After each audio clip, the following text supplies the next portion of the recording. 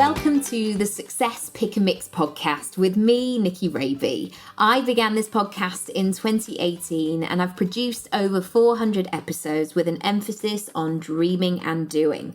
But I know there is so much more to building a business and life that you love. It's definitely a work in progress. For the last 25 years, I've built a portfolio career as an actor, personal branding coach, writer, speaker, and podcaster. I love my pick and mix and curating my personal brand. I want to support you to create success on your terms. I've helped over 1,000 people to build a personal brand, and yes, I will be sharing with you business strategies around planning, packaging, presenting, and propelling your personal brand. But there is so much more to my work than that. I'm not interested in formulas, templates, or sleazy pants sales techniques. You know the ones. Instead, how would it feel to do things your way that align with your personality, circumstances, and goals? I'm going to be sharing conversations with some of my favorite people who are creating success on their terms to provide inspiration and encouragement. Also, there will be mini episodes where I take you behind the scenes, sharing how-tos, my coaching toolkit, chats about mindset, money, building momentum, and all through storytelling. After all, my clients have been known to call me the Queen of Analogies. So, thank you in advance for spending some time with me. Feel free to subscribe to be notified of the next episodes and follow across social media at Nikki Raby. You can catch up on previous episodes via my website, nikkiRaby.com, and also pick and mix, if you like, from my freebie shop. Right, let's crack on and start today's episode.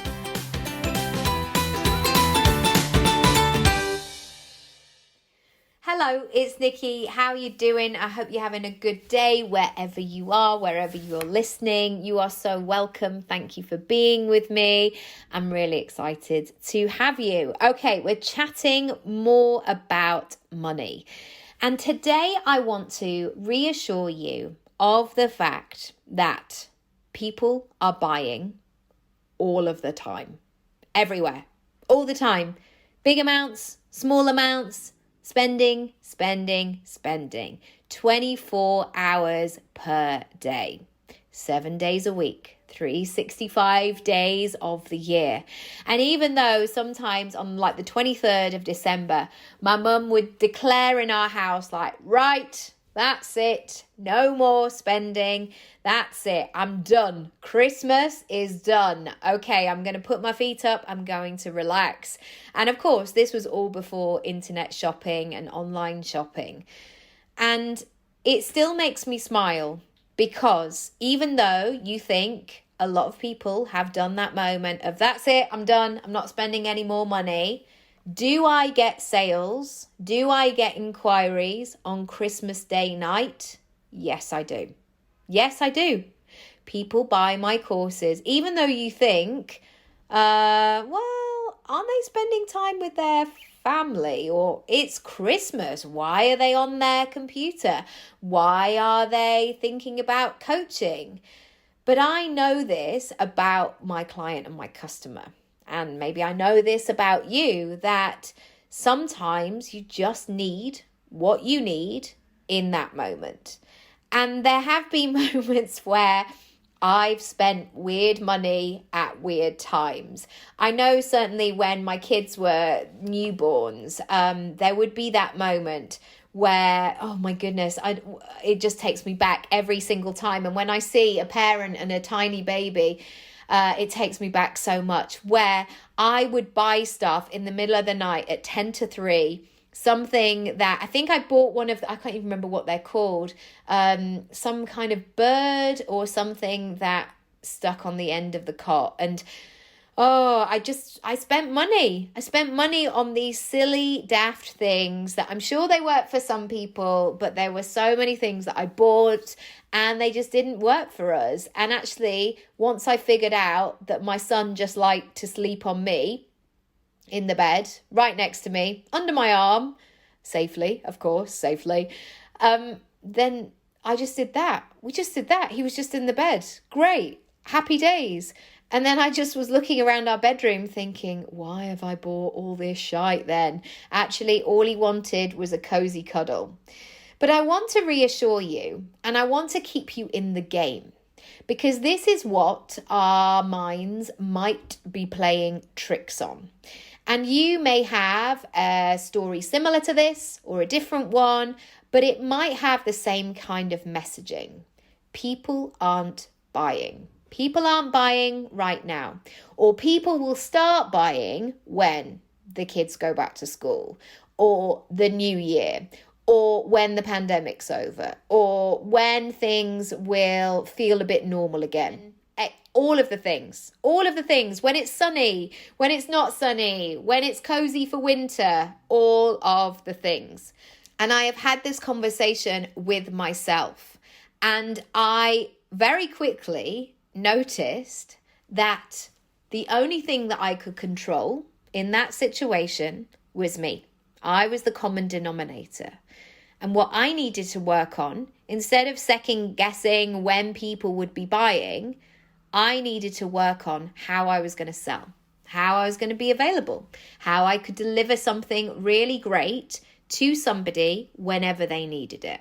Because also I see it with this podcast, I might put an episode out in the morning, but is it listened to immediately at 7:00 by all the people? Absolutely no way. It's listened to throughout the day, 24/7, whenever people need it. Also, I've noticed that in terms of my stats. So if I put, say, an interview episode up, I notice all my other interviews go up. If I do a series, which is like an 8-part series, when I put a new one live, I notice the other ones go up as well. So I want you to have a moment today to sit with the conversations that are in your head around why people are not buying. And I want you to question, are they true or not? Or are you allowing yourself to lean into that narrative that is not going to be useful?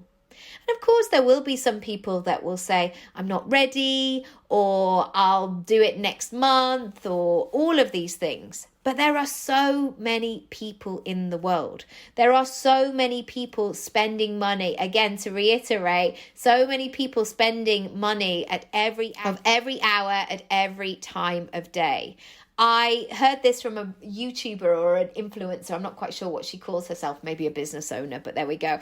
And she was saying when she did her budget, she spends £400, no judgment, but a little bit, £400 on takeaways every single month. And that's not anything to do with the rest of her food bill. So what she buys from the supermarket, for example, or eating out. That is simply ordering food that comes to her house. And I was thinking about what that looks like, that is just a habit. That is something that's happening all of the time. So I want you to think about, what are your top 10 favorite fibs? Let's just say they're fibs or bends of the truth that you're telling yourself on a day-to-day basis. And how can you shift that?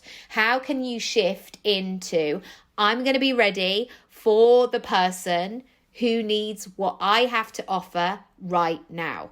I'm going to be the person who is going to show up and deliver and give value. I hope you found this interesting. If you have, please rate, review, subscribe, and share this with a pal. If somebody has already been sort of in your ear, maybe one of your business pals or a mate or a family member or somebody in your network going, well, that's it. Nobody's buying now. That's it. Send them this episode. I would really appreciate it. Also, if you are looking to increase your prices, working out different ways that you can package your offerings, do download my brand new video series, which is now on my website under the freebies section.